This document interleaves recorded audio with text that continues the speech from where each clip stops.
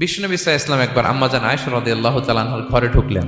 আম্মাজান আয়েশার ঘরে ঢুকেই দেখলেন এক টুকরো রুটি মাটিতে পড়ে আছে। নবী সাল্লাল্লাহু আলাইহি ওয়াসাল্লাম রেগে গেলেন, তিনি রাগান্বিত হলেন। রেগে আম্মাজান আয়েশাকে বললেন, আয়েশা, এই যে আল্লাহর রিজকে তুমি নষ্ট করছো, আল্লাহর রিজিকের মূল্যায়ন করতে শেখো আয়েশা। কোনো ঘরে যদি আল্লাহর রিজিক আসে আর ওই রিজিককে যদি মূল্যায়ন করা না হয়, তাহলে সেই রিজিক আর এই ঘরে আসে না। কারণ এই রুটিটা খেয়েই তো তুমি বেঁচেছিলা, ঠিক কিনা? আজকে আমরা যেই রুটিটা, যেই ভাতগুলো ফেলে দিই ডাস্টবিনে, এতটুকু খাইলে আমার কাশ্মীরের ভাইরা বেঁচে যাবে, এতটুকু পাইলেই আমার ফিলিস্তিনের ভাইরা বেঁচে যায়, এতটুকু পেলেই ওই ডাস্টবিনে মারামারি করে যারা খাবার খোঁজে ওরা বেঁচে যায়।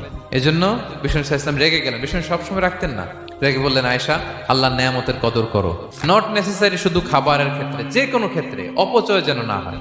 কারণ ইন্নাল্লাহা লা ইউহিব্বুল মুসরিফিন, আল্লাহ তাআলা অপচয়কারীকে পছন্দ করেন। Download ShareChat.